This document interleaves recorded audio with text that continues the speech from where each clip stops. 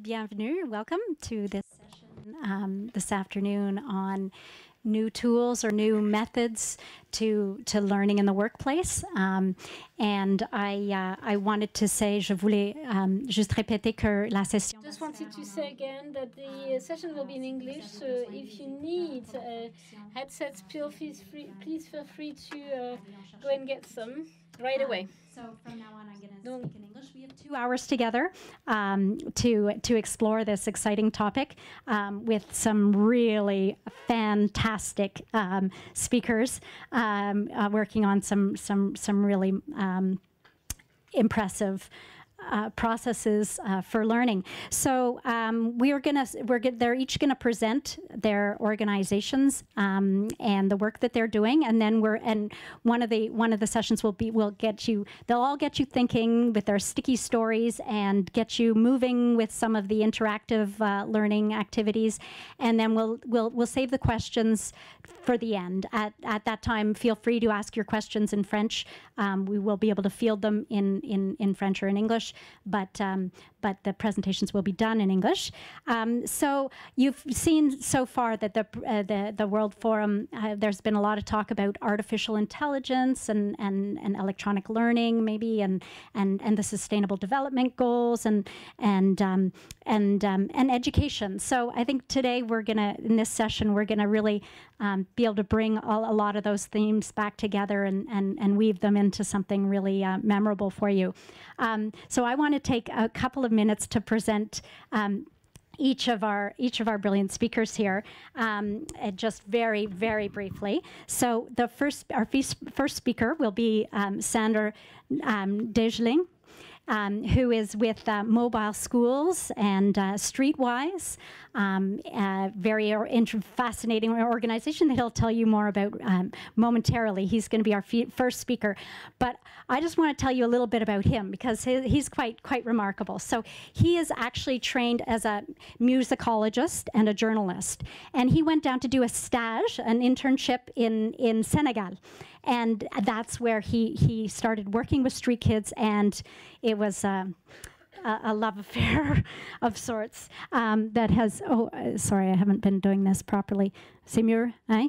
Simur. Okay, so that was his introduction to working with street kids in different countries all over the world, and he's going to talk to you about the experiences that he's had.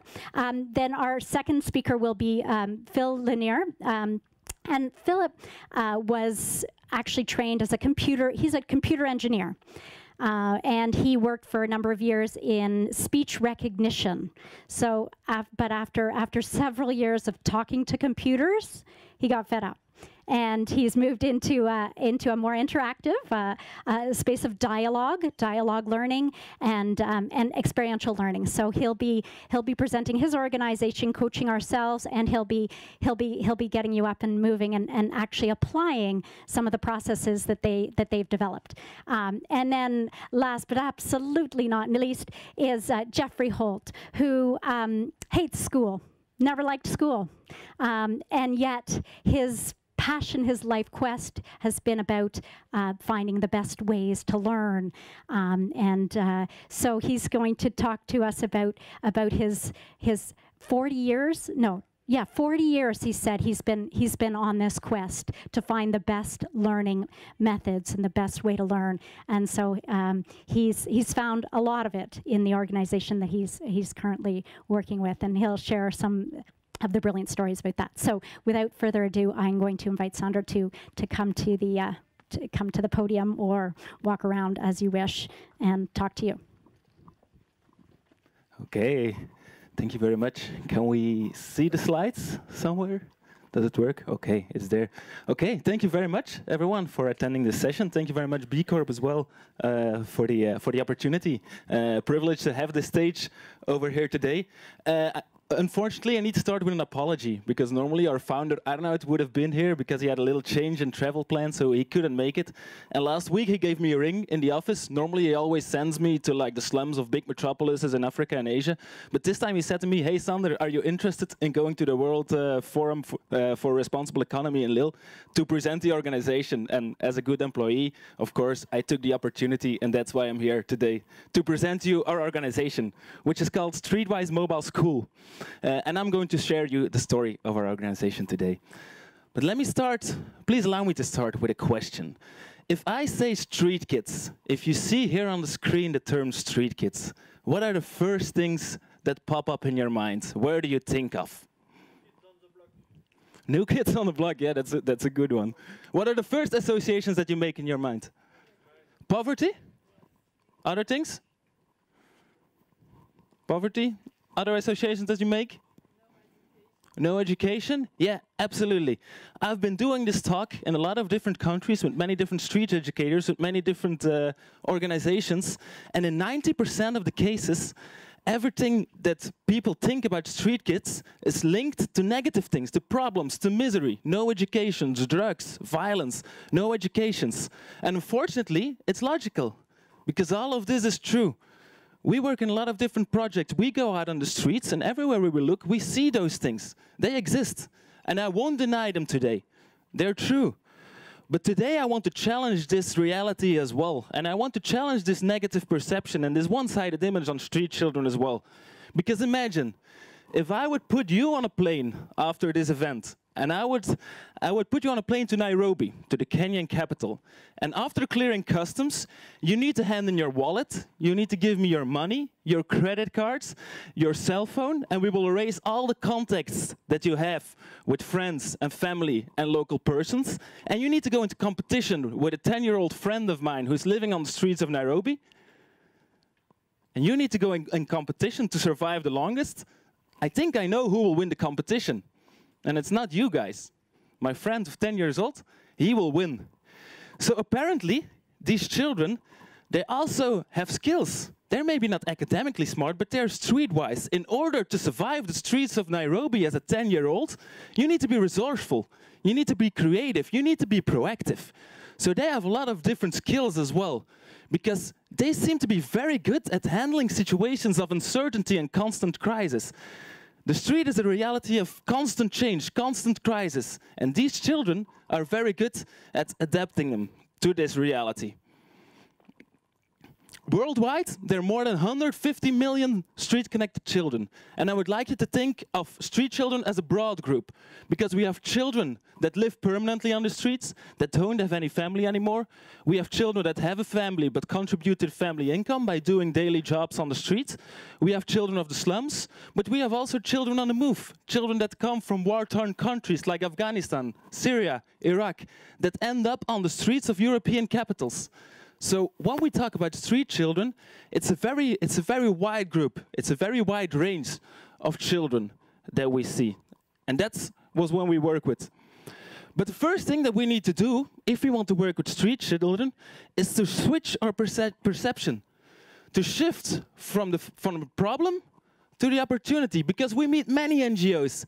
And what we see is that all the actions that those NGOs take that work with street children, it's all focused on the misery. It's all focused on the problems. Let me give you an example. This picture I took in Mombasa when I was working there on the streets in 2016. It's Kiberani is the place called. It's the biggest dump site of Mombasa. Mombasa is a beautiful town, beautiful old town, best beaches in the world. But this is Mombasa as well. It's the biggest dump site. All the dump of Mombasa is dumped over there. 500 people live permanently on that dump site of Mombasa. The first time we came there, I went there with NGO workers, and they warned me, like, Sander, it's not a pleasant place to go there. Last time I came back, I was crying. And what we saw over there, they were right. They were burning the garbage. The consequences for your health were terrible. A lot of people were using drugs. There was violence on the dump site. So after 30 minutes on the dump site, I felt so small. I was only confronted with problems. But 2 days later, I went back to Kiberani, and I started up a conversation with a 16-year-old who was living on the dump site for already 3 years. And in the distance, we saw a truck. We saw a truck arriving, and he said to me, Sander, if you see those truck with the green sign, you need to be very quickly, because these trucks, they come from Mombasa Island, where all the fancy restaurants and the fancy hotels are, and there are very valuable things inside. The best leftover foods are in those truck. So that guy of 16 years old, he was at the same dump site, but he was looking at the opportunities. He was looking what he could do in order to survive on that dump site. You see the difference between the NGO worker and the street kid. So we needed to start to think as street kids ourselves as well.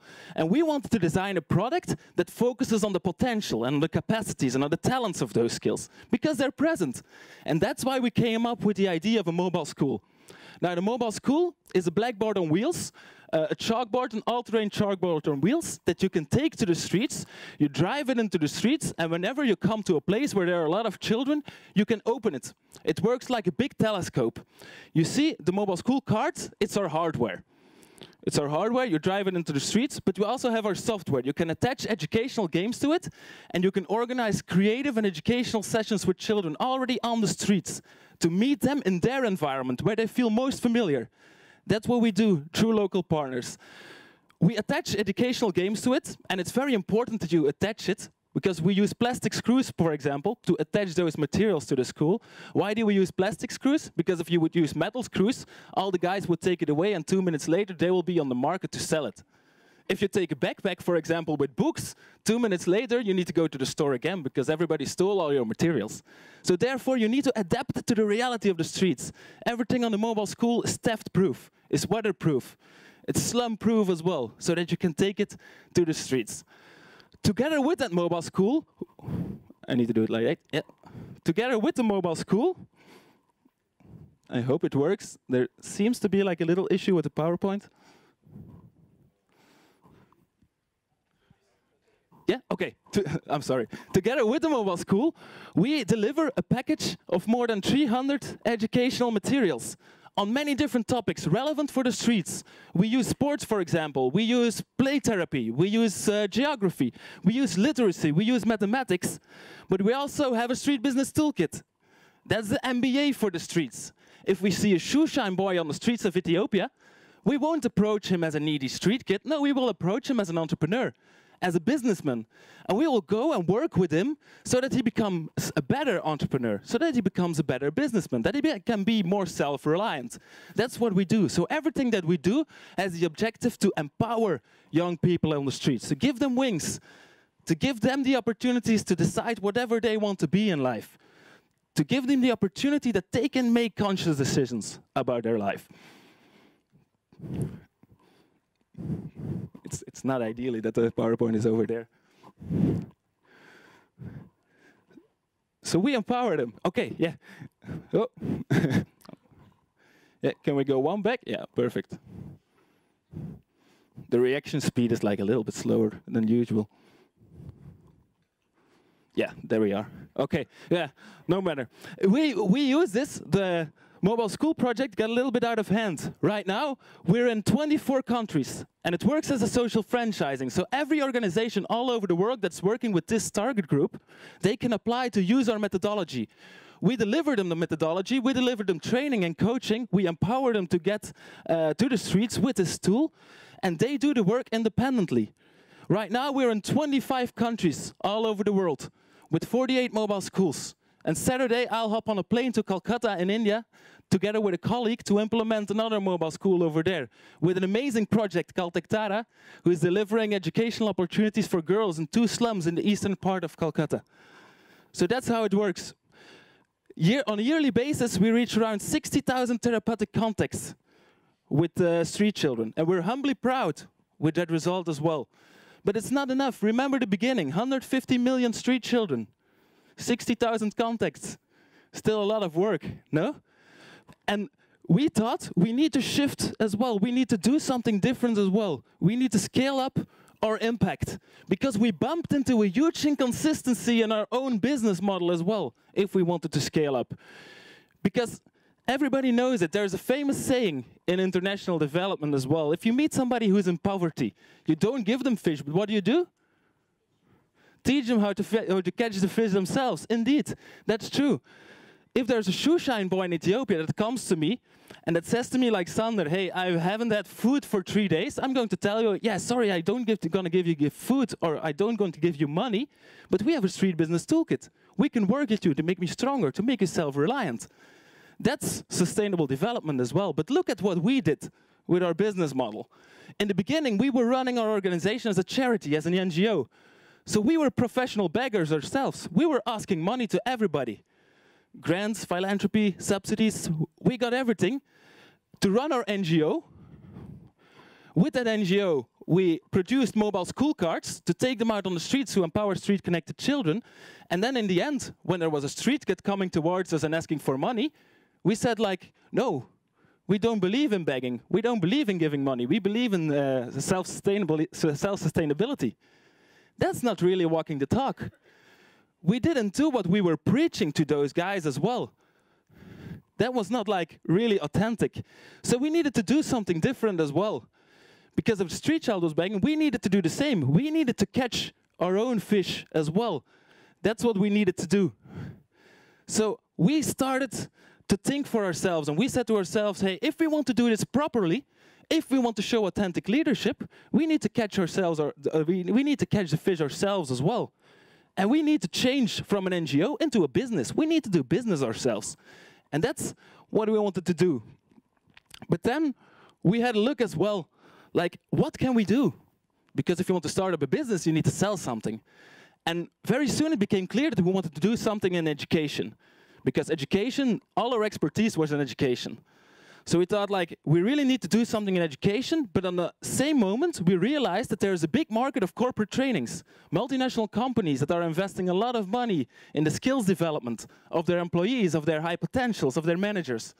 So we said, like, hey, maybe we can enter this market. But very soon we realized, and we bumped into another quite a big challenge, that in Belgium alone, and Belgium is not known for being such a big country, in Belgium alone there are 1,600 suppliers of corporate training. So then we were confronted with the challenge as well, but we needed to look for a USP.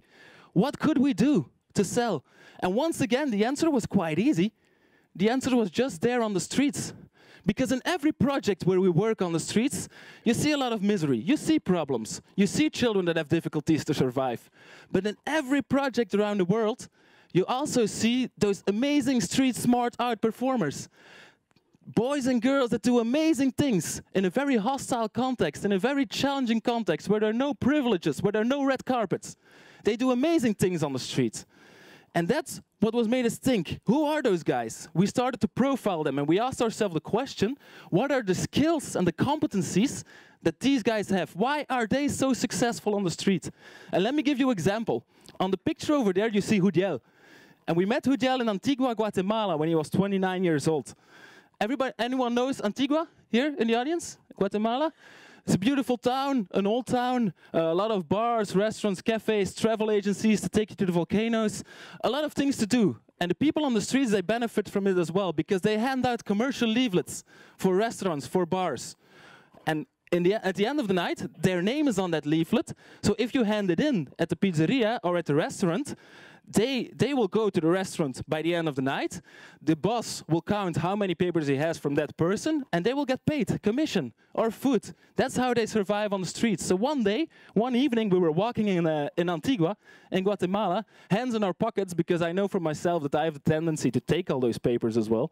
So we were walking there, hands in our pockets, and we met Judiel. And Judiel tried to give us one of those leaflets, but we continued.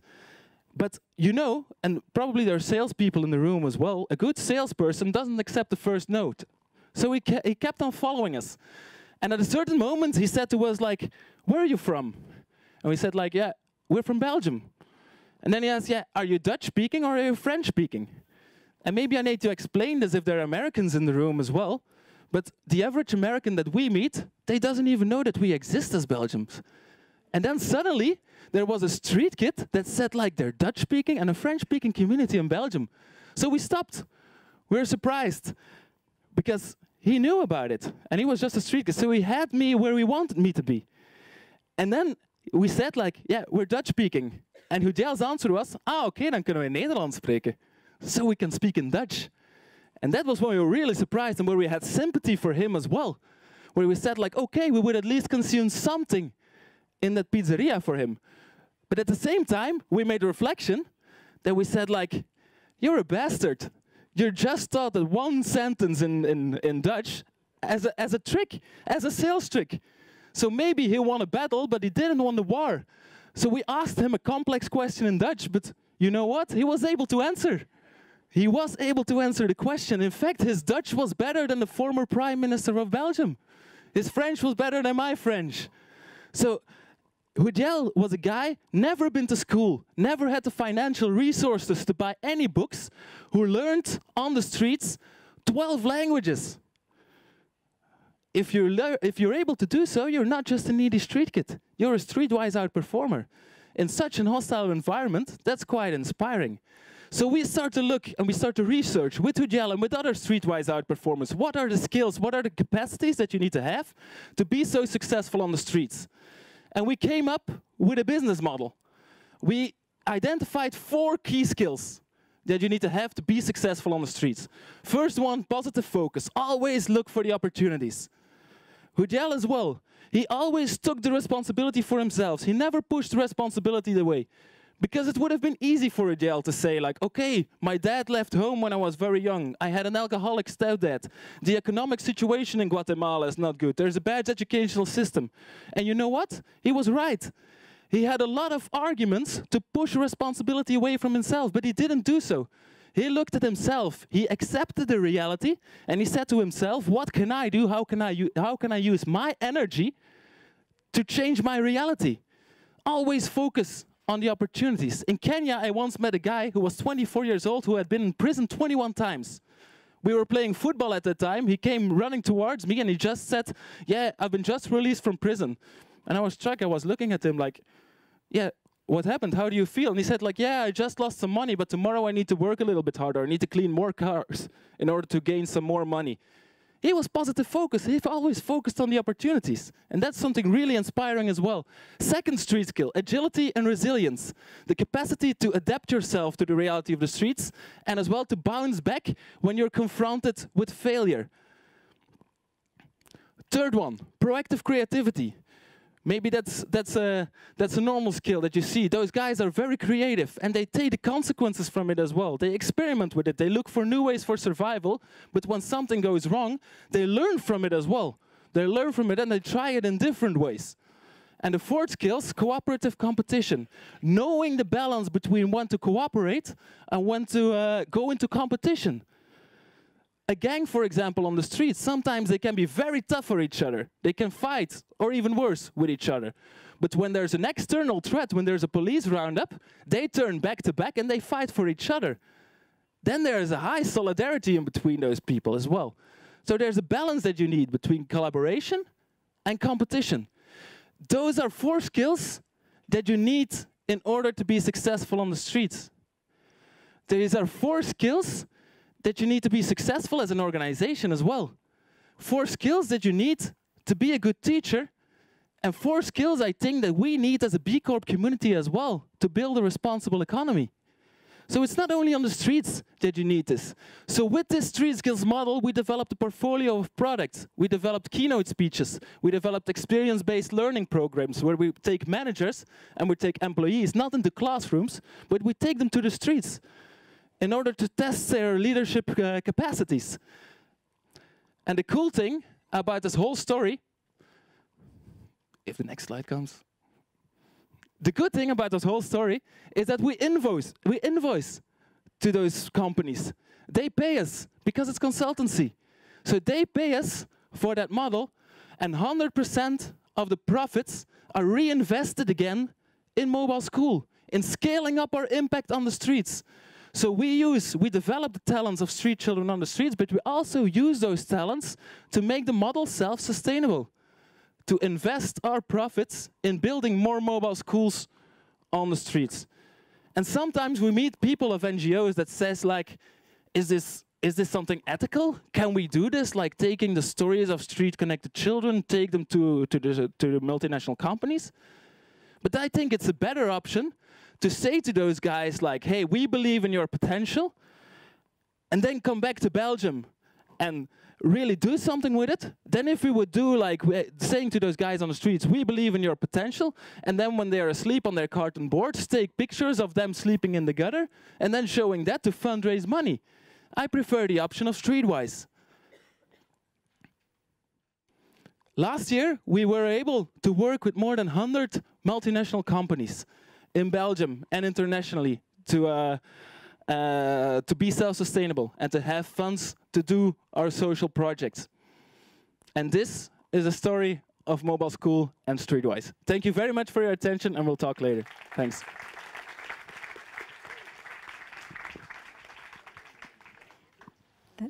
Thank you so much, Sander. Now we're going to move to Phil, who we remember is a computer engineer by training. So, yeah.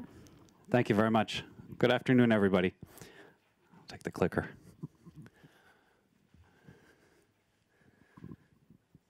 For the presentation, should I start the presentation here? Est-ce que je la commence ici? Parfait. So my name is Phil Lanier. I'm from Quebec, Montreal. Je suis président de cette compagnie Coaching Ourselves. I'm president of this company called Coaching Ourselves. That was founded by Professor Henry Mintzberg.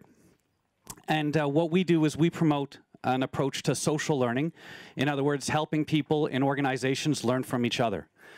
What I'm going to be doing this afternoon is I'm just going to show you what this is through an experience. So we're going to try social learning, and then I'll briefly give you the context of how this fits into our bigger picture.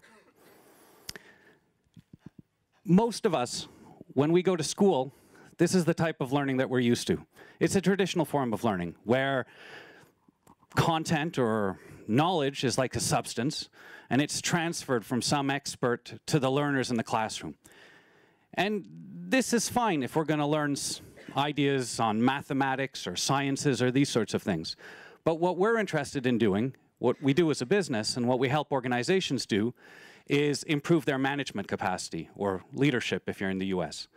And we'll help them become better, the managers or the leaders in the organization, to deal with the challenges that they face on a day-to-day basis. This form of learning is frankly completely useless.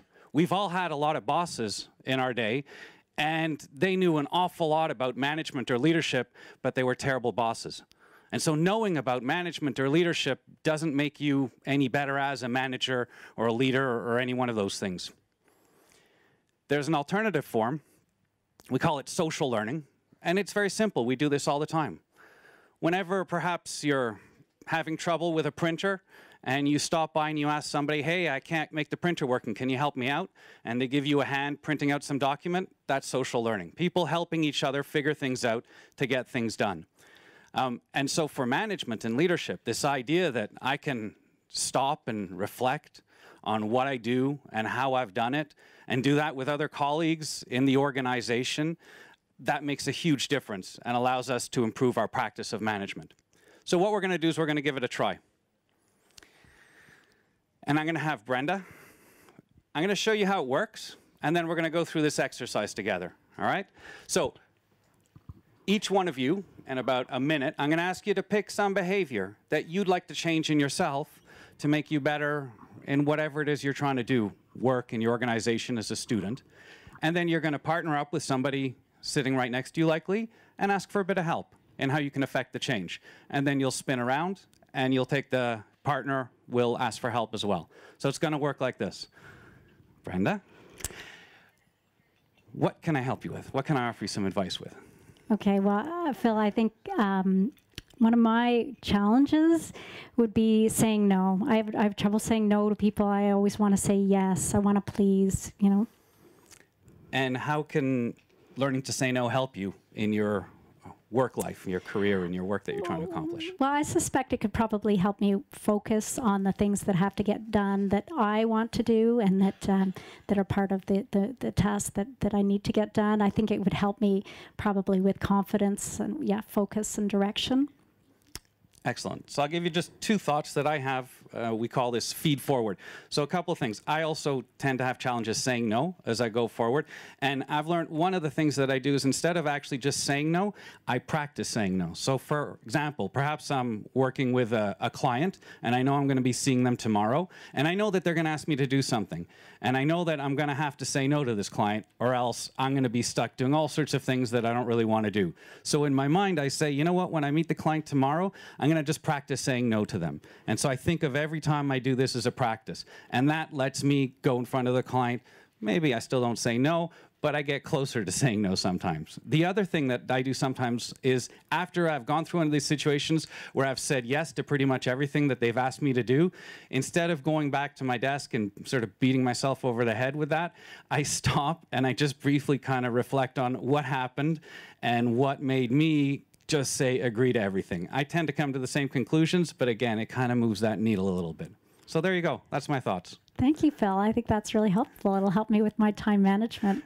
Good luck, Brenda. All right, guys. So we're going to try this real quick. What I want all of you to do, so this is going to require some activity.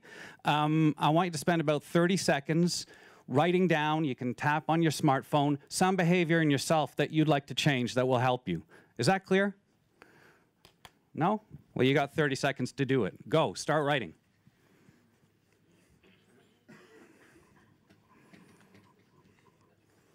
"20 seconds left. Are you writing?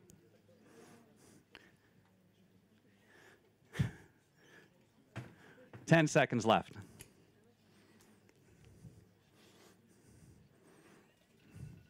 OK. Alors maintenant, je veux que tu choisis un partenaire. Now I'm going to choose a partner, Proche de toi. someone who's next to you, and then you share your thoughts, Demande pour l'aide. and then you ask for help. Go ahead, ask the person next to you.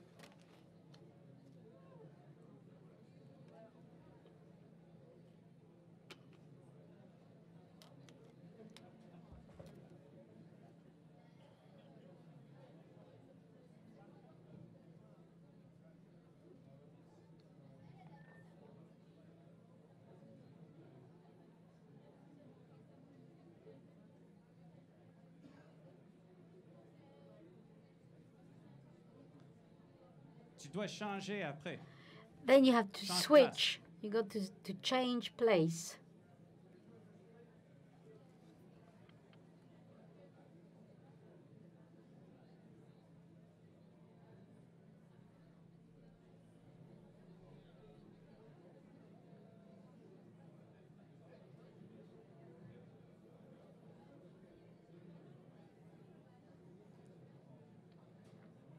Je vous donne 30 secondes encore. So another 30 seconds.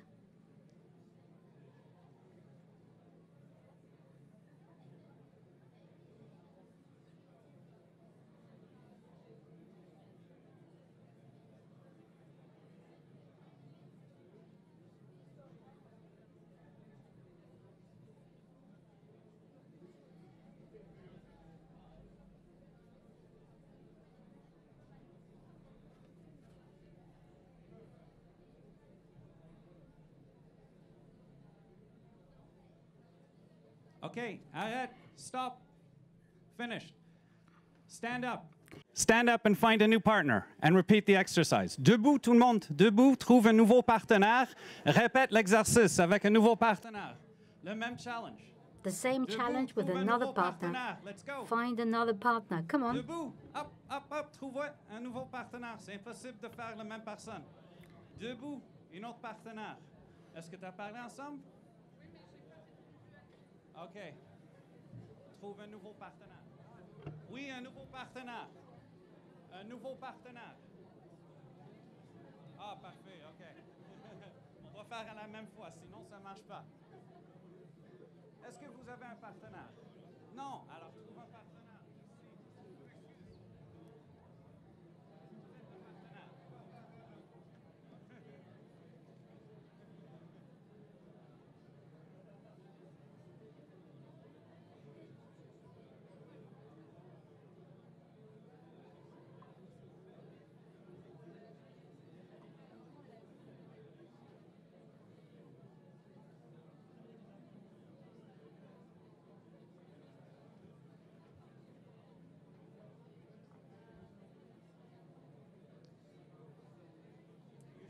Take the opportunity to meet you.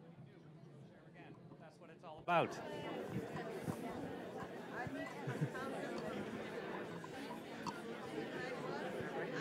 But they don't all meet you. This is their chance to meet you.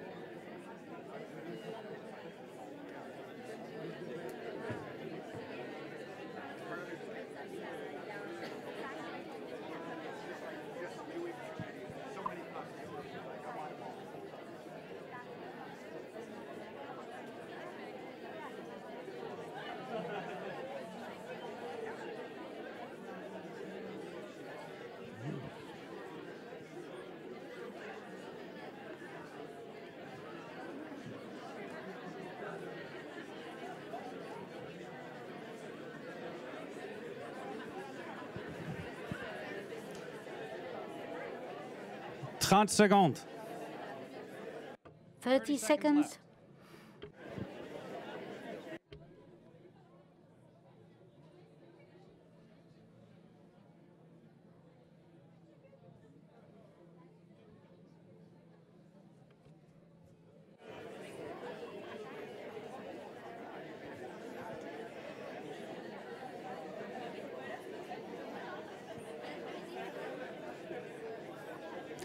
Okay, arrête, finished. One more partner. Une dernière fois, one more partner. Trouve une autre partenaire. Quelqu'un complètement différent. Hein? C'est l'apprentissage social. Ça arrive. Social learning. The idea is to learn with other different people. Trouve quelqu'un d'autre. Tu dois se lever debout. Rencontrer quelqu'un. Let's go. 30 secondes. Ici un partenaire. Est-ce que vous avez...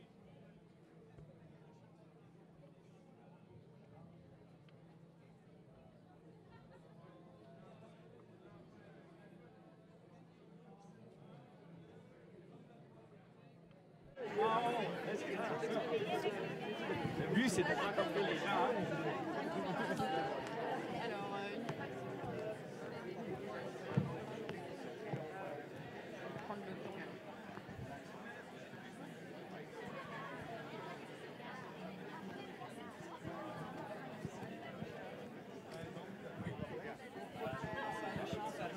Les nouveaux gens. We are shy.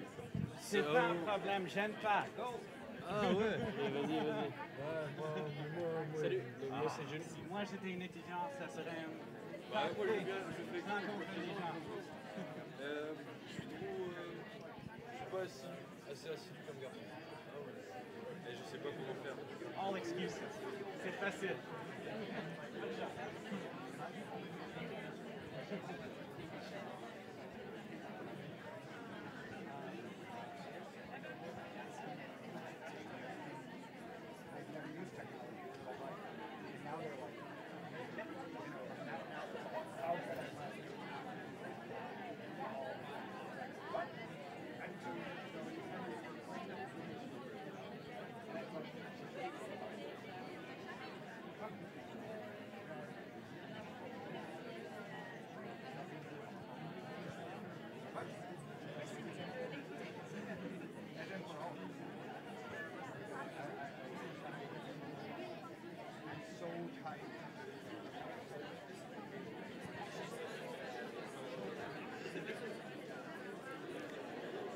30 seconds left.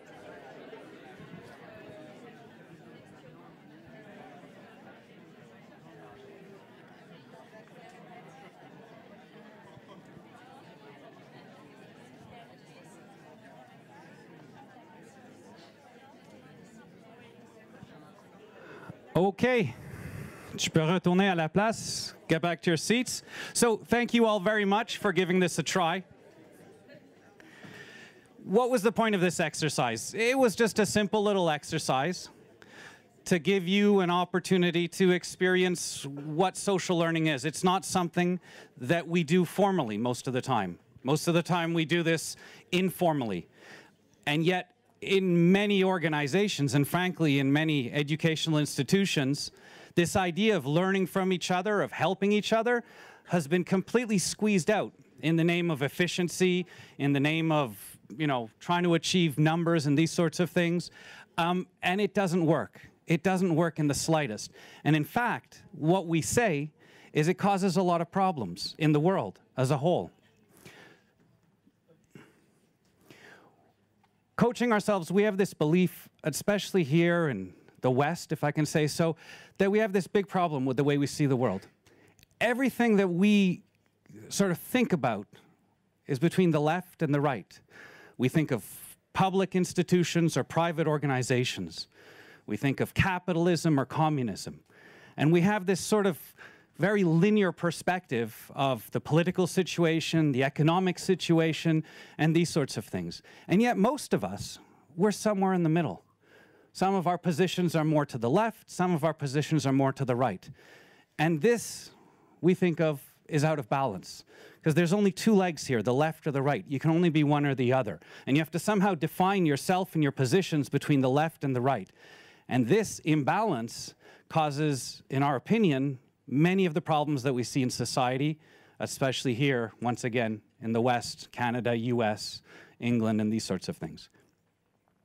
If you go to the extreme left or to the extreme right, you end up in the same place. So in fact, this metaphor of a line between the left and the right is completely wrong. It should look more like a horseshoe, because as you get further to the left and the right, frankly, you end up in the exact same place. Once you start to see this as a horseshoe, well, then the center becomes something, a place in of itself, and it's not defined as between the left or the right or these kind of things. And so what we see is three sectors in society as a whole. There's certainly the public that we're familiar with, the government. There's the private sector, but there's what Henry calls and what we call the plural sector. And this is communities, this is people, this is citizens, and this is all of us acting as citizens in our nations and in humanity. And if we can start to talk about this sector as something that's independent of being left or right, well, then we can start to have a far more interesting dialogue amongst all of ourselves on how we want society to work. And we can start to understand why, if you wish, empowering citizens or strengthening not-for-profit organizations is something that should be seen as independent of public or private. And we can have discussions around public plural sector partnerships or private plural sector partnerships and all these kind of things. So this view is our mission as we go forward with the work that we do. And how do we do it? Because we believe that when you're helping organizations, be them private, public, or plural sector organizations, you have a choice. You can help them to become, in essence, cold and calculating and analytical in the way they make decisions about what they're going to do, or caring and engaging. And by helping people in organizations learn from each other and support one another and make things happen together, you end up with a caring and engaging form of management. And if people in organizations work together and talk together and help one another, well, then they probably won't make decisions like the one that Volkswagen did to cheat on the emissions test. They might still, but a little less likely if they're working together and they're starting to think about the impact of their decisions in honest and trusting dialogue. And so that's what we do in a broad sense, to help organizations become caring and engaging through the work that we've done. And that's it. Groups of people in organizations learning from one another in these small peer support groups, in essence. We have about 20,000 doing this around the world at any one time in 8 languages, both in certainly public and private and lots of plural sector organizations. And the net result from our perspective is that we're all human beings. There's no human resources here. There's no human resources in any of the organizations. Unfortunately, many of them have human resource departments, but that's just a very poor terminology. And organizations, be them public, private, or plural, are really communities of people working together. And if we can help people work together and be humans when they work together, then we think that's going to lead to a balanced society. Thank you very much.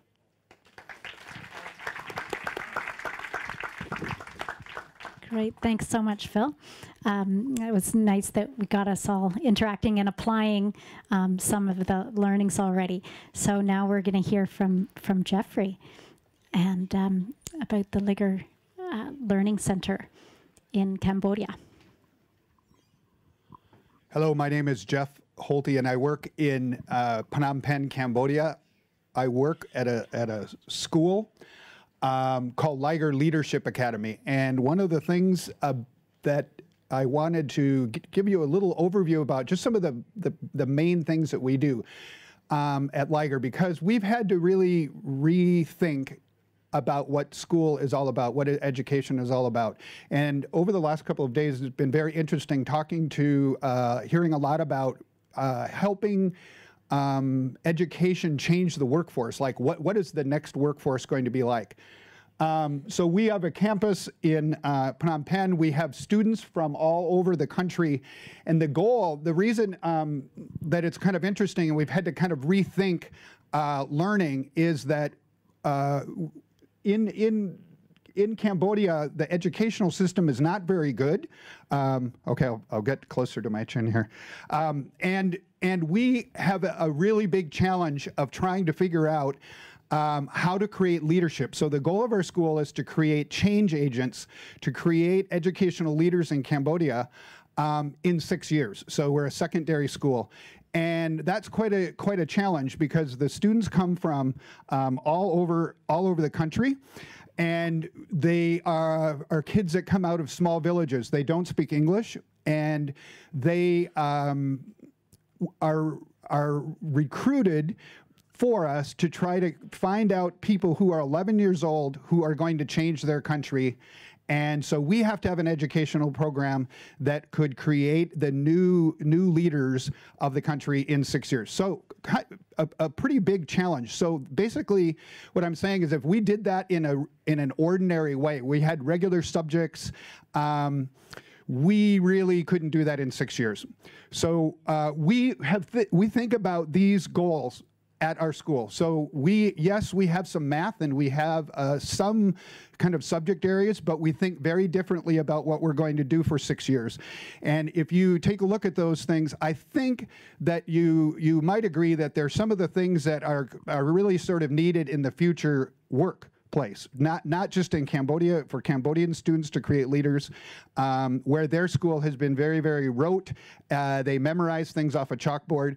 And so we spend a lot of our time working on helping them become creative, innovative problem solvers, and all of these things. So it's completely different than anything that they've ever known in their entire life.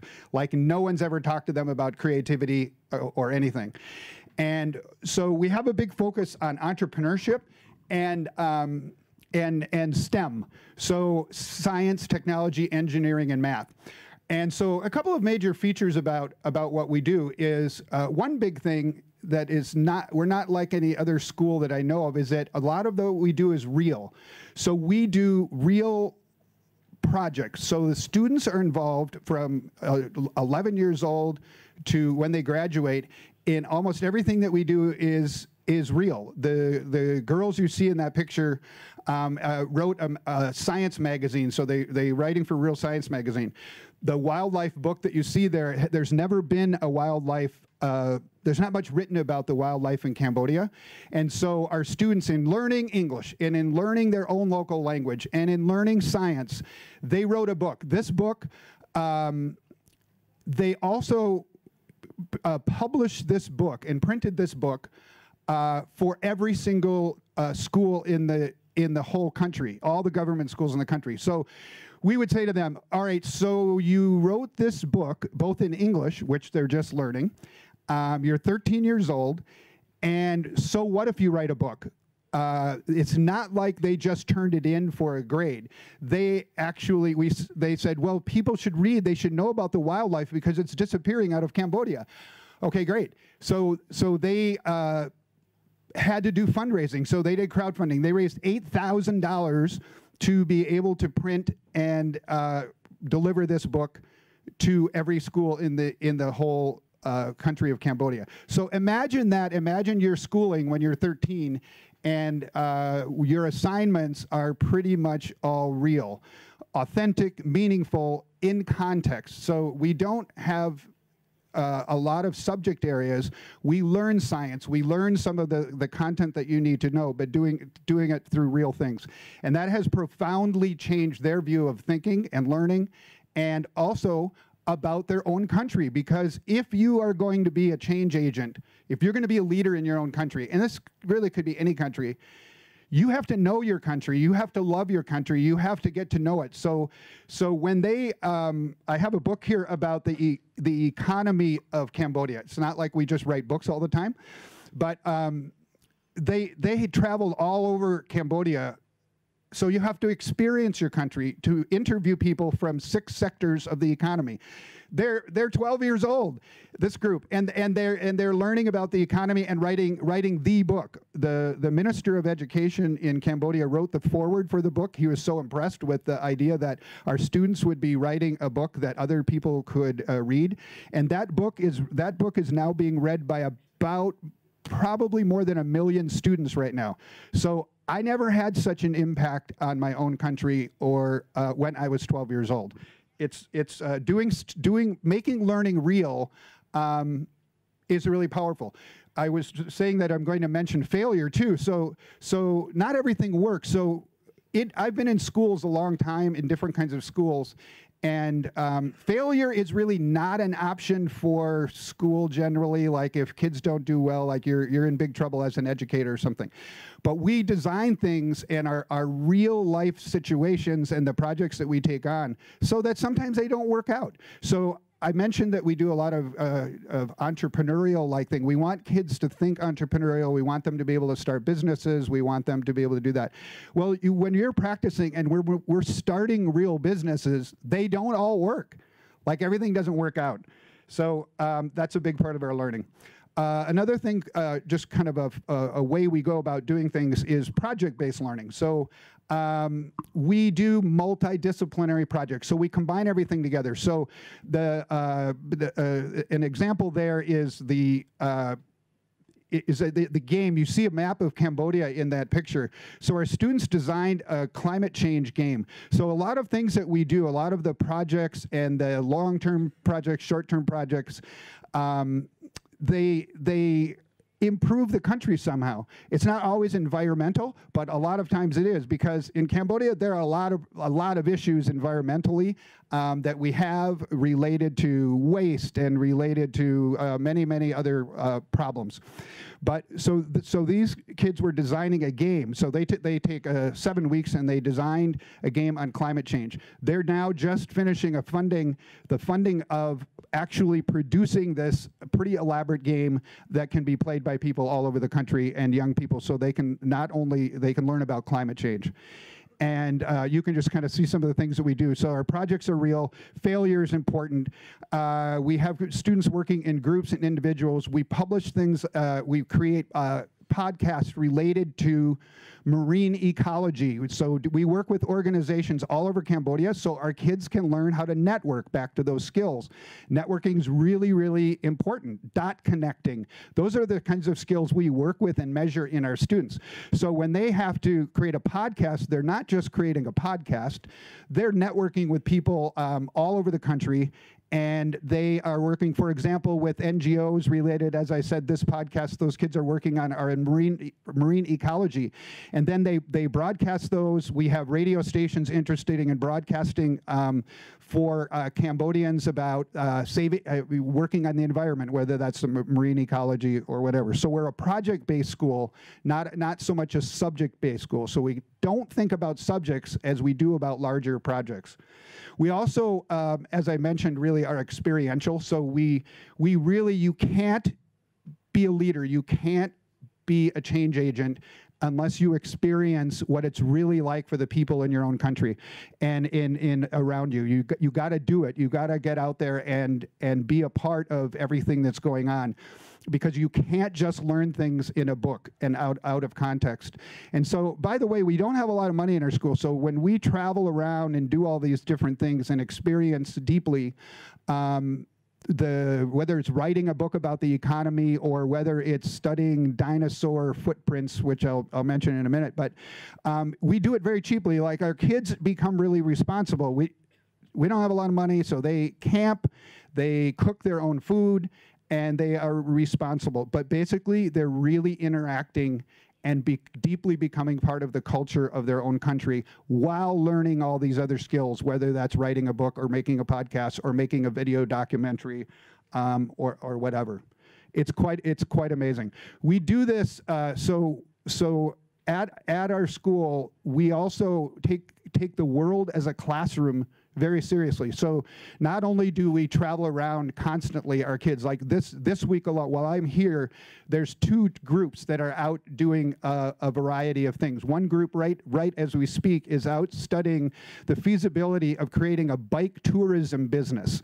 And so to take tourists in Cambodia to interesting historical sites and bike for a day or 2. So they're out and are actually going to create this business, which they are going to run. And if they earn money from it, which hopefully it's not a failure, but if it is, if it's not, then those proceeds will be able to use to pay for their university education. But the world as a classroom is also virtual, so we connect our students with people from all over the world, virtually, digitally. I mean, we don't really have a music program at our school at all, so we're thinking, but our students love music, and it's an important part. So we have people virtually from around the world that teach music lessons on Skype with our students, guitar, piano, all kinds of things. So when our students are working on a project, they have to reach out to people from all over the world.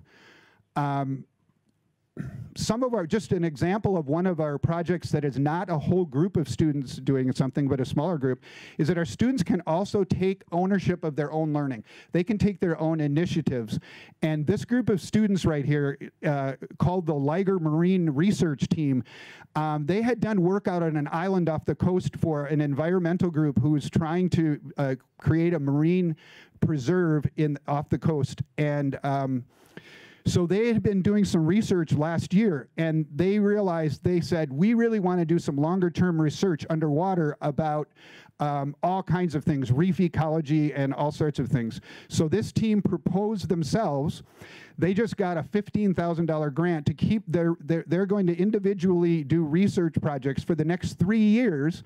So every month for 3 days, they go down to this island and they do their own individual research projects. They're 15.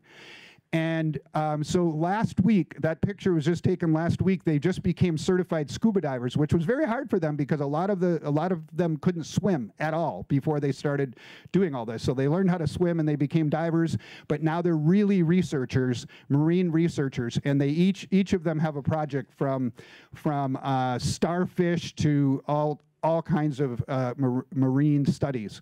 So over the next 3 years, they're learning about things, about networking with, and by the way, there are researchers out on this island constantly, so they're constantly interacting with researchers from all over the world.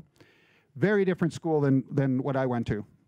One of the last things, the kind of things we think about in changing the way school operates, at least for our school in Cambodia, is that we take advantage of opportunities. So our curriculum is not like a regular school where we know exactly what's going to happen in May. We have this, we're going to cover this book, and we're going to do that. We have a lot of things organized, but we also take advantage of opportunities that come along. We found out a few, can you pass that out? Does anybody know what that is right there? That weird red thing that I have? Somebody want to guess?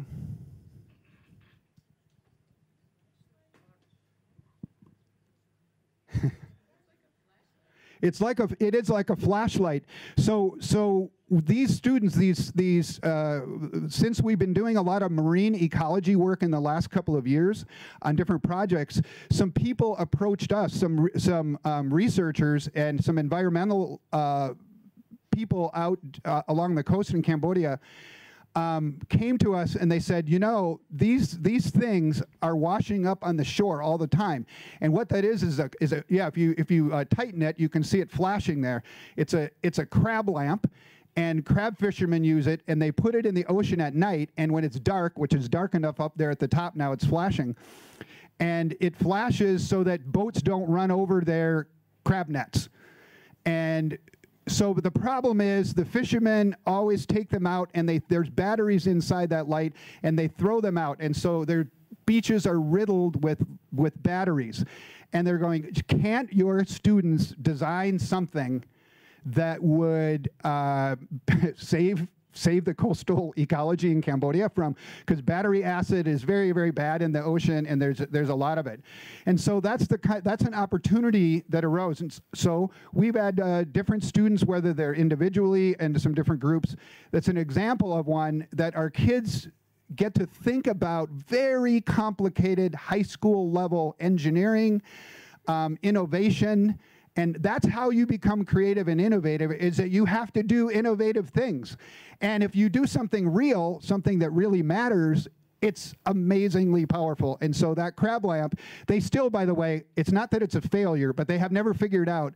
And they're talking about doing a solar-powered crab lamp, salt water. Some of our kids are experimenting with salt water-powered crab lamps, and so on and so on. I have just a couple of pictures there of a dinosaur. So last year, during one of our projects, we were studying the geology of Cambodia. Literally nothing written about the geology of Cambodia. Almost no geologist in the whole country of Cambodia. So our kids took it on. They realized from the networking they did with the government that they discovered the first dinosaur footprint in Cambodia last year. And I found out about this meeting my students had with the Ministry of Mining in Cambodia, and I said, "What? The first dinosaur?" So our kids have now this year been researching, learning how to become paleontologists to discover and record, and they have talked to now over 30 paleontologists around the world, because I'm not a paleontology. It's just an opportunity that arose. And if you take advantage of opportunities, you can't have a teacher for every single opportunity. So we have to figure it all out together. So like these students have to become paleontologists. Well, how do you do that? You talk to paleontologists from around the world. You send them photographs. You send them all sorts of casting. And so in other words, they're going to, the things that they learn in that one project about science, about networking, about governments, and how to get things done. They're going to, in the next month, they're hoping to have a press conference to announce the first dinosaurs ever discovered in Cambodia. These are 15-year-old people, and they get to hold a press conference along with the Ministry of Mining in the country to announce the kinds of dinosaurs. They're going to start writing books for young kids, Cambodians. Most Cambodians don't believe that there ever were dinosaurs. How could something live 100 million years ago and be in Cambodia? So it's taking advantage of opportunities can then change the lives of the learners. And just my last thing, kind of a key component of what we do is staffing. So just to kind of thinking about who's a teacher and who's a learner. I think I have a lot of questions about who's a teacher anymore. We use people from all over the place, whether they come virtually, people volunteering to come to our school. And this is not just because we're in Cambodia. This could be anywhere. But the fact is there are experts on everything. But basically my feeling is this. There are 7.5 billion people in the world. They could potentially all be teachers at our school. And that could be virtually, and that could be coming to visit. So in other words, who's an expert? Who's learning from who? And I mean, forget about even just talking about the fact that YouTube has been invented, and that our students in Cambodia who had never used a computer before a few years ago are now learning a lot of what they know online. But they also have a lot of people around who can become their teachers. And so it has profoundly changed the way they think about learning and about the world. And they're not just becoming like a change agent. I think the goal was that our kids became leaders and change agents when they got out of school, when they got out of university. The fact is they're already change agents. They have been involved in so many important things that are actually happening. So kind of our feeling is that we have had a really bold goal, and so to get bold, to get something bold, you have to go out and do something bold. So thanks. Wow. Thank you, Jeffrey. Thank you, Jeffrey. Wow. Did you ever think learning could be so much fun, these 3 ways? Hey? Wow. Anyway, this has been super rich. Maybe we still have a good chunk of time left. So I'm going to maybe ask a couple of questions to our panelists, and then we'll open it up to you to ask questions. Unless you have any burning questions you absolutely have to ask right now. Is there anybody with a burning question? Okay, then start preparing your questions, please. Such rich, exciting programs that you're all running. I want to do them all, and I want to send my kids to all of them. But what would you say? I guess there's. You've had a vision and you have theories of change, of how change happens. Do you want to just say a little bit, each of you, on how you think change happens for you to attain the vision that you accomplish with your mission, with your work, rather? Yeah, I think it's really being clear about what. Or one, I don't know. It's a complicated question, but one thing is to be really clear about what the goals are. So I think even if it's a bold goal that you're trying to achieve, I heard somebody this morning at one of the sessions say, go for it, just go for it, make a plan, and just like really. Just go for what you really believe in and what you really care about. And I think as a part of that, it's just really important to have established what it is you're trying to do, even if you don't know exactly. Like, for example, we had a goal of creating leaders in a country in 6 years from a place where they didn't know hardly anything about anything, out of small Cambodian villages, and they've never seen hardly anything, and they don't know anything about leadership. So that's really a big goal. But it was clear. It was clear that there was a timeline and there was this mission that there is to accomplish, and then to just start going and not just theorize about it, and is like to get started at change, because change is actually really really difficult. Even now, people think we're crazy, for having that. Like, that's not school. But it's the most meaningful school I've ever seen.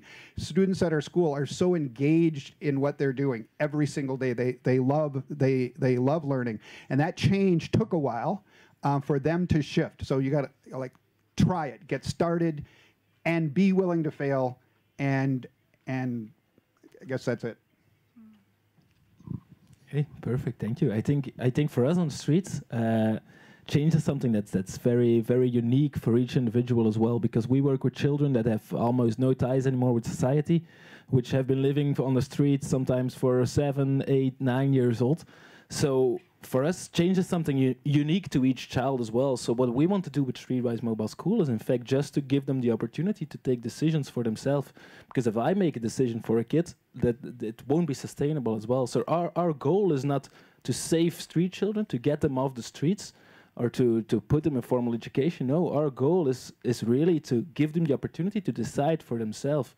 Because sometimes that can be leave the street, but for example, we had a case, for example, of some children in Nairobi who were living on a dump site already for 7 years, and they were living there as scavengers, and they were earning some money to survive. But then for them, they didn't want to leave the street, but they did want to earn some more money. So then we used, and the local street educators used, for example, our street business toolkit to start working with these guys to say, like, how can we improve your business? And in the end, they came up, for example, with a business plan. They started to grow pigs on the dump site because the pigs have a lot of things to eat over there. So for these children, that was important change. For other children, it might be leaving the streets as well.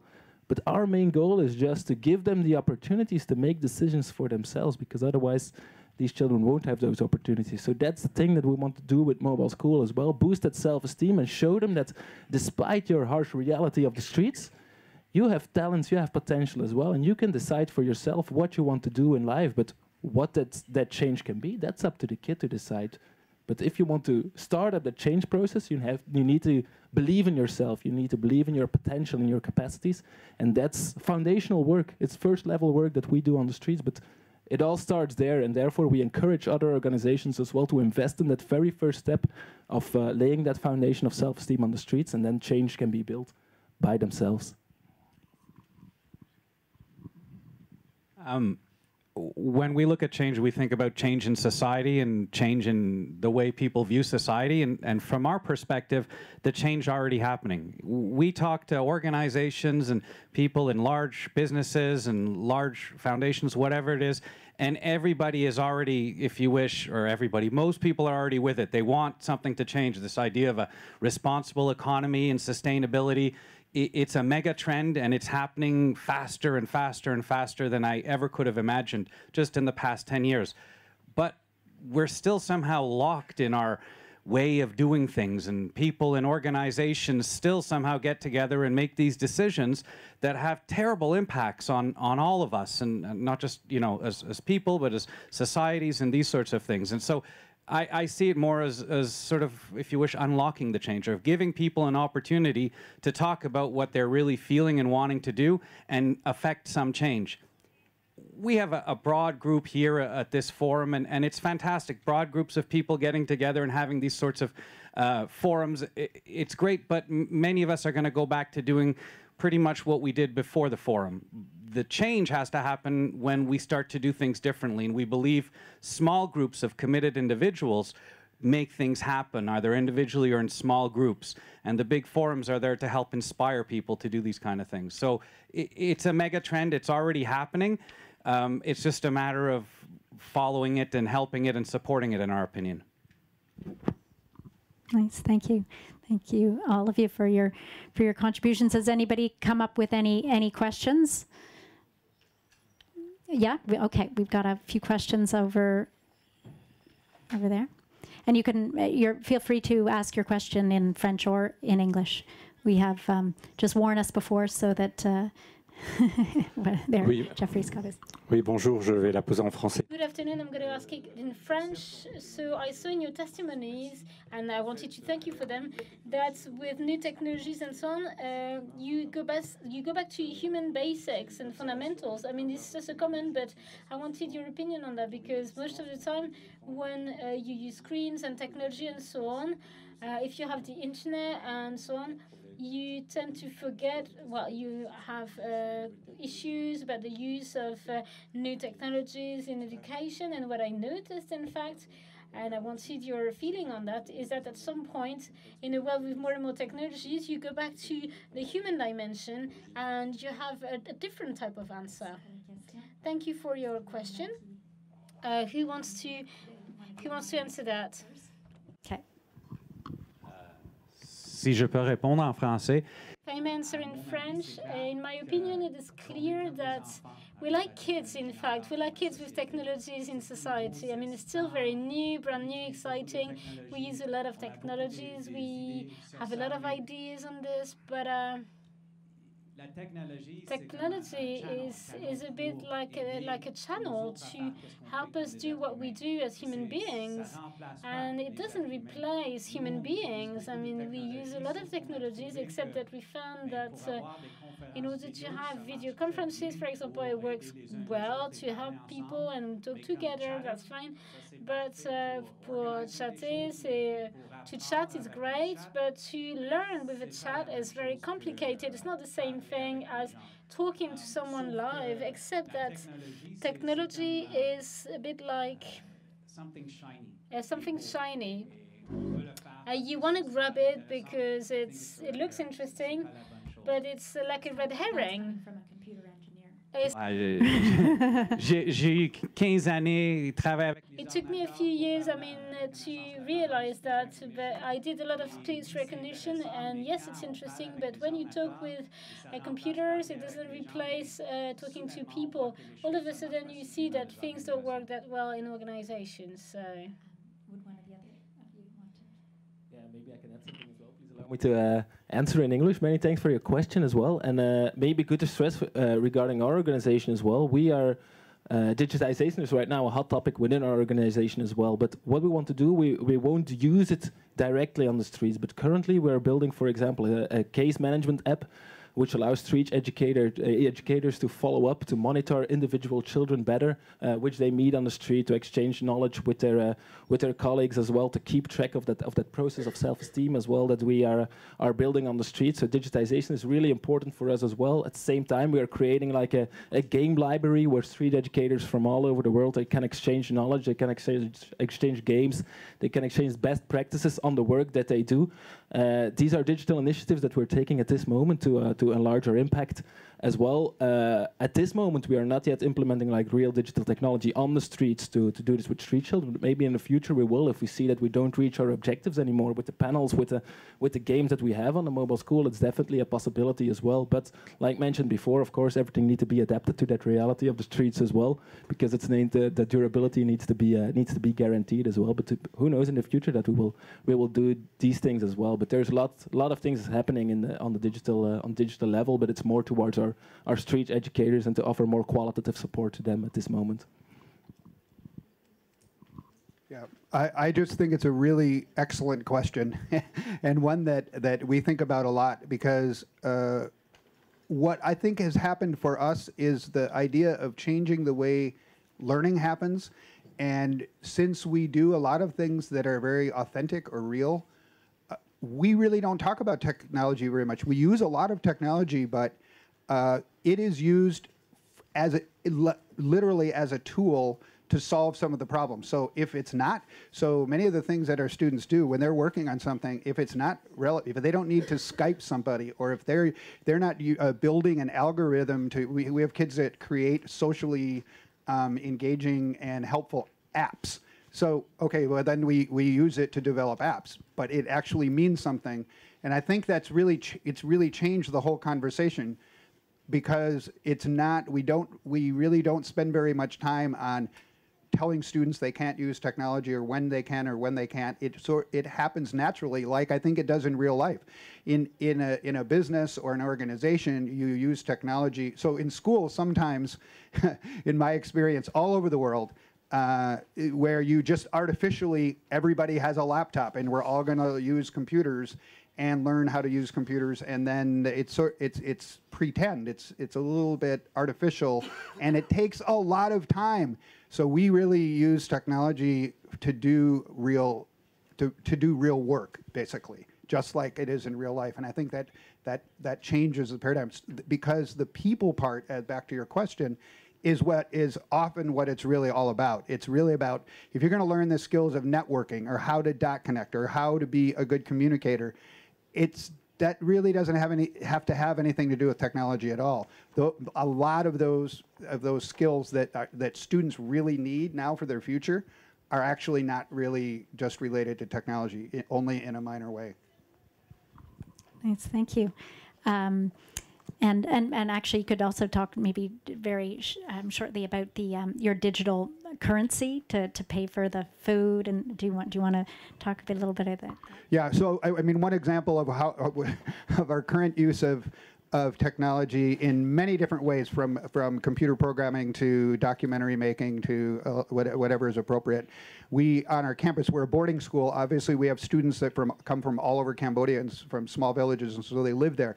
And so we've created, the students have created a complete digital currency of their own to operate everything they do, all their food they order, everything they do. So not only do they use technology to operate their household, ordering food, interactions with each other, and it's real currency too. But so not only do they use it, but they built it. So, so we have students building a lot of their own technology. Again, being innovative, you're going to be innovative, and you know, it's like do something innovative and like build your own currency if you're going to do it. Nice. Have we got some more questions from the audience? Yes, great. Bonjour, merci à tous les trois pour vos... Good afternoon. Thank you very much to all three of you for your very inspiring presentation. I have two questions for Jeffrey. The first one is, how do you select kids? Because Cambodia is small but quite big all the same. So it's difficult maybe to go to all villages. And the second question is, what are your ambitions in terms of scale? I mean, be it in Cambodia or abroad. I mean, how can you replicate your model, or can you influence the educational system in Cambodia or elsewhere to reach more people and more schools? Thank you very much. Yeah, I mean, the first part of the question was about recruiting. Just very simply, it's really complicated. When you think about trying to find a leader, a country leader at 11 years old, from a small village in Cambodia where they don't speak English, first of all, and their frame of reference about the world is very, very small. Like a lot of the students don't really know much about the world in general. So how is it that you're going to find a leader? So we do a lot of different activities, including interviewing them, and we do group activities to see about their creative thinking. Do they think outside of the box? So we do many, many activities. And so this past year, we just found a whole new group of students, and we interviewed, we did some sort of assessments on over 5,000 people from almost every province in Cambodia. And so myself and two Cambodian staff, we literally travel all over the entire country and recruit for the last year. And we do interviews, and we also have them do a project. So we say to these students, once they sort of make it down to, we just selected 60 out of 5,000. We interviewed over 1,000, and when they get to the interview stage, they also do projects. So go out into your community, and what are some difficult things to solve in your own community? And they're going, okay, well, no one's ever asked me to do that. And it's like, go interview people, go ask the village chief, go interview people. And so these kids have never done anything like that before. We come back a few months later, and we give them a little notebook with a pen, and they can do whatever they want. And they give a report on some of the issues and what are their solutions to some of their own community problems. And it's amazing what happens when the kids are 11 and they actually start thinking about this, and they go start talking to people, and they're interviewing all kinds of people. So that's a long process, but very, very powerful and very, very worthwhile. Expansion, our goal has not been to expand. It's really to create leaders in Cambodia. And what I think is what's happening though is that even for me, I realize that learning these things and learning in real authentic context, which is not expensive and it's not that hard to do. It's hard, that's why I mentioned staffing. It's hard for people to get your head around the idea that you're not going to be a teacher standing in front of a group. You're going to be learning how to deal with the first dinosaur discovery in your country. How do you communicate that to an entire country? Like, that's not a typical teacher role. And so, but it's very, very powerful learning. So I don't know. I don't know how it expands. We have a lot of visitors coming to our school now, but we're very small, so it's difficult. But the concepts are really replicable into a lot of other work I've done in the past, and very replicable in the United States and in emerging countries, or like the idea of doing real things. It's not a terribly complex idea, but it's really, really powerful when kids are engaged in real work. Great, thank you. Are there some other questions from the audience on the sides? All right, well then I'm going to take an opportunity to ask another one.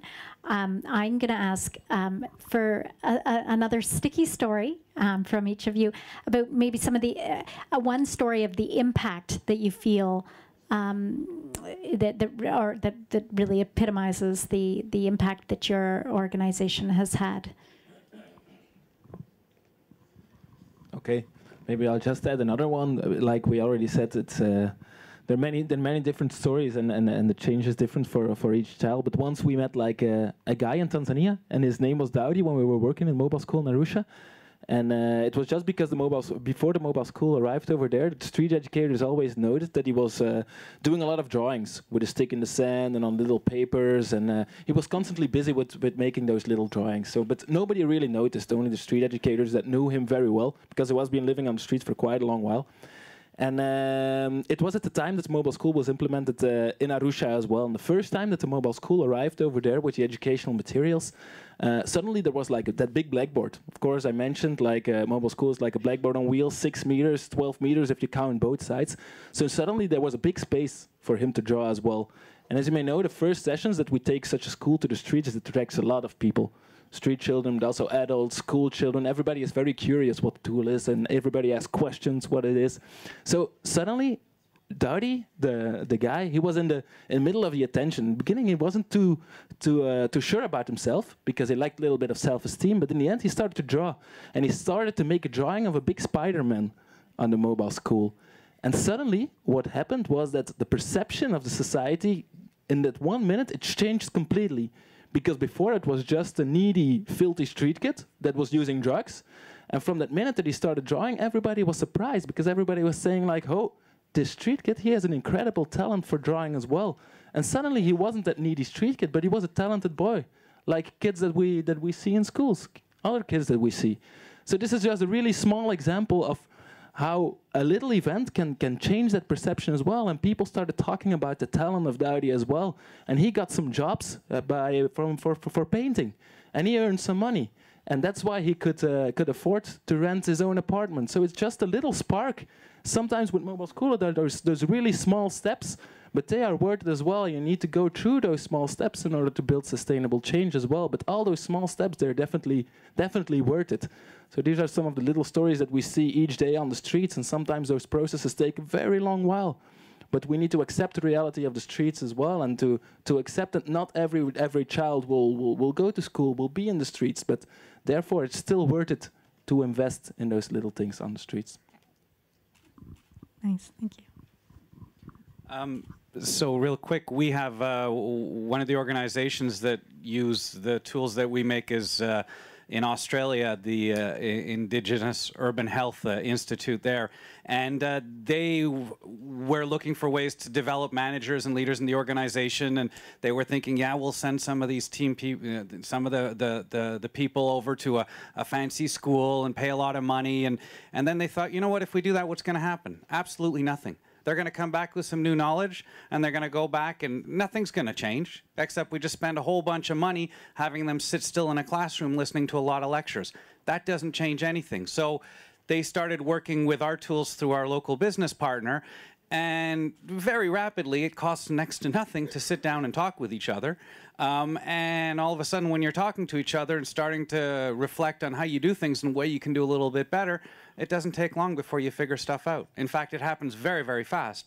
And suddenly that spread throughout their organization, and that allowed them to really multiply the impact of the work that they do in terms of supplying the healthcare and these sorts of things in the communities in Australia. So this sort of idea that we can learn from each other together, it's highly applicable everywhere for not-for-profit, all sorts of things, to allow people to get things done, and certainly far more cost-effective. Thank you. One story that comes to mind, the students a few years ago were looking at the idea of music in Cambodia, and during the 1970s, Cambodia went through a very difficult time with the Khmer Rouge, and many people died during that time. And also during that time in the 70s, a lot of the music died, and even ordinary music that people would sing. People sing a lot in Cambodia, and a lot of people are worried that those songs and the music is going to be gone. So it's one of the things that our kids were looking at, and so they decided that they were going to record hidden voices in Cambodia, and so they traveled around, and it was pretty amazing because I guess one of the things that was really kind of profound. It doesn't seem like just studying music from your culture is a big deal. But what it really did is that they went around and they first of all learned a lot of things about interviewing and podcasting and recording music and so on. And they recorded mostly older people singing all over the country. And it's like it's so amazing that our young people were connecting with a lost art all over the country, and the interviews that they did and the songs that these people sang, it helped our younger generation connect with an older generation that just doesn't normally happen. Really, really, really powerful in a lot of ways. Wow, super great. Thank you. Are there other questions? And while you think about it, I'm also going to put a little more pressure on you guys to maybe ask each other a question that maybe, or we could also do a little experience of the coaching ourselves. What was that? Session right here. We could try talking about some of our doing on the live mic some of our challenges. But so, are there any other questions from the audience? Alors, there are. Okay, perfect. Alors moi j'ai une question. So I had a question. Can you hear me? Bonjour. Good afternoon. J'ai entendu vos I heard your various experiences, and they are international, but my question was, depending on the public that you face in the regions as well in the world, are the results different? Or how does it work? I mean, is it more or less simple to adapt your various work methods in the whole world, basically? And what changes fundamentally from one region to another? So do some of you want to answer this question first? Maybe I can start. Thanks for the question as well. And it's good to add, we're active with Mobile School on 4 continents in 25 countries right now, so we need to adapt our material culturally as well. What we do is we translate it in local language. Of course, we adapt all the graphics in it as well. And maybe important to stress as well is that Mobile School is not something that we only use in the south. For example, there's a Mobile School in Düsseldorf, one of the richest cities in Germany. There's one in Pamplona as well. But through our model that we use with local partners as well, we also we always partner with local experts as well, who know their context very well, who know the challenges that there are on the ground. So we just teach them about our vision, about self-esteem, about right to identity, all those things. So we train them, but they are the experts as well. So they always share their knowledge. So that this makes it quite easy for us if we just adapt the materials for them. To adapt the activities that they do on the streets to their target group as well. We see that there are big difference in age group as well. Sometimes we meet children from 3 years old. Sometimes we even meet adults on the Mobile School. And we always say like Mobile School is something like a magic box, but we need magicians as well to work with it. And that are our street educators. So therefore we do some prospection of our projects as well to see if there's a motivation, to see if those wizards are really there that really can adapt the activities towards their different target groups. And that's because we partner with these people, and when we implement the tool, we believe in those people. And this makes it quite easy to adapt our tool to 4 continents. And of course, it's obvious that a session in Europe will be different than a session that we do in Bangladesh. But thanks to those really, really great street educators, they adapted to the local context. And I think that's the success on the 4 continents for our organization. Nice. Yeah, I think that the work that we're doing could be adapted to other local situations. I think it's just a matter of thinking about redesigning the school program, and because real work and authentic contexts are everywhere, and it doesn't really matter where you are. Yeah, so the adaptation to make it work in different cultures, if you wish, there's a lot of different changes for us when we're doing this sort of dialogue-based learning. First, fundamentally, it works everywhere. People talking to other people, that's pretty common across any culture, any sort of organizational culture, whatever it is. But for example, we have been working great in Canada and Denmark and other things, and we had a real hard time getting traction in France, and we couldn't figure it out. It was sort of, what's not working? And the French, I see them, they're always talking to each other. There's no problem. And then when one of our partners here said, well, you know, you're always asking them to do these sessions in 90 minutes. That's how long we have, 90-minute conversations. Says, what if we gave the groups in France 2.5 hours? And all of a sudden it worked brilliantly. And then it works a lot better all of a sudden. It takes a lot more. Whereas in the US, they hate it. They always want to do it in about 45 minutes. So there's these sort of adaptations that you have to do, but the net result is you get the result that you're looking for in terms of people connecting, developing relationships, and starting to help each other to figure things out. Thank you. Are there some other? Est-ce qu'il y en a d'autres, Claude?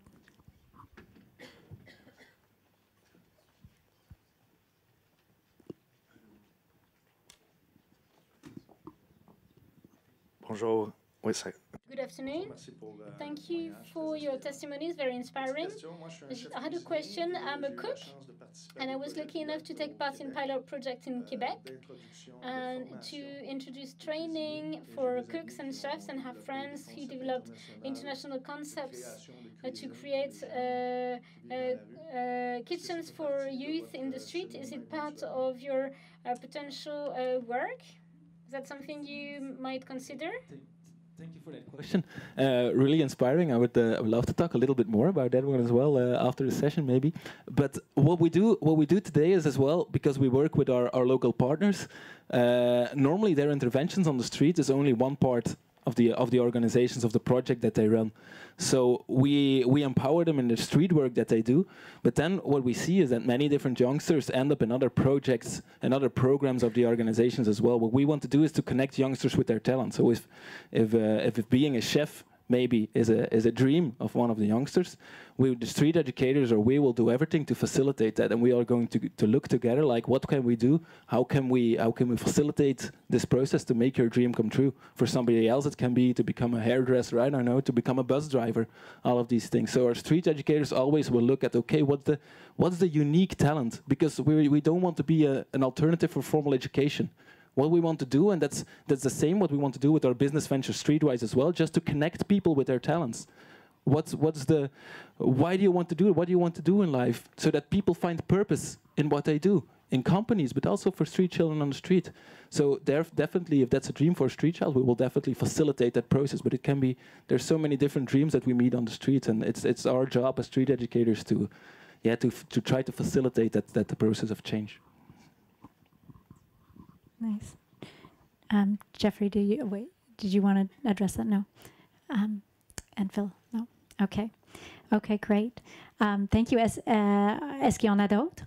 D'autres questions? Oui? D'accord, parfait. Le microphone, est-ce que j'amène le mien? OK. Non, mais c'est pour la traduction et tout, c'est mieux. Oui.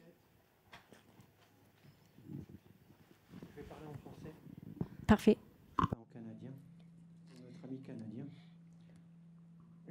So I wrote on my Facebook a long time ago, experience and is the only candle that only lights the person who holds it. So in your process, you said that people will be coached by someone. And I think that in any case, they will need more than a coach, more than one person. And so in any case, you will never manage to do clones in a way of these people from the educator. It will only be an addition of various types of knowledge. What do you think of this?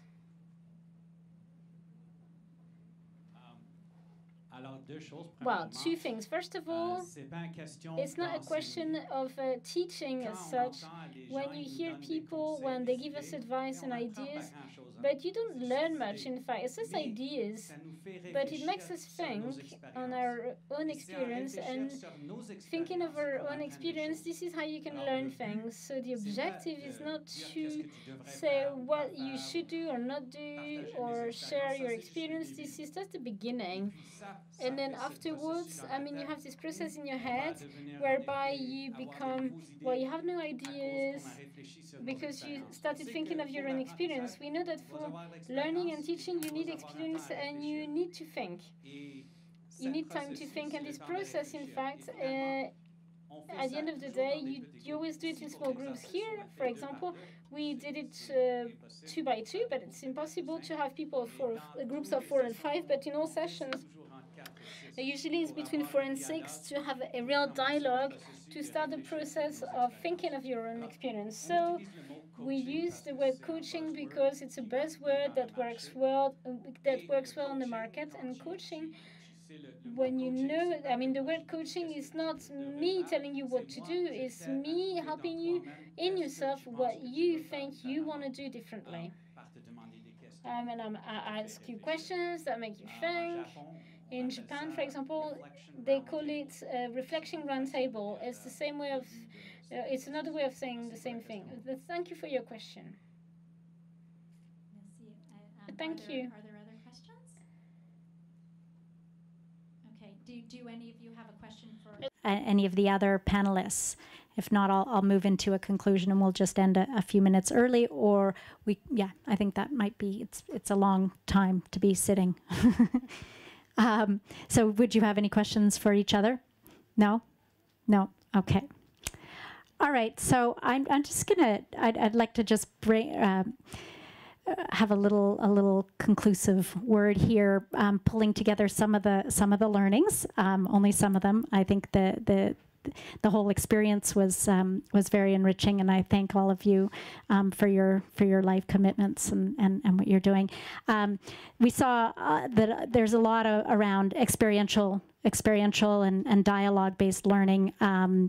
That social learning and making learning real, and that's what makes it more compelling, more fun, more engaging, and the value of failure, and not seeing that as a horrible thing, but it's part of the process. That's I think a really important part of it. I'd like to just bring back the four skills from the street kids that street kids need and that we all need to succeed. The first one was positive focus. That's accepting our reality and seeing the opportunities, not just seeing the limits of our reality. The second one was really agility and resilience. The third one is proactive creativity, and the fourth was cooperative competition. So putting those two things that are often seen as opposing concepts together in one. So I think they're all really important, and I'd like to I really appreciate it also. The experience that Phil, you gave us to try out the coaching ourselves and to be vulnerable, to be self-aware, and to present some of our biggest challenges to our neighbor, to our colleague, to our peer, and hear some of their experiences that we can learn from that. I think that's something that we'll all want to, even if we don't end up taking your program, we'll all be able to apply in our day-to-day. So I think, on that note, I will thank you once again for coming from far and wide to share your amazing journeys with us. So, merci, et merci à vous. Thank you very much to all of you as well. Thank you.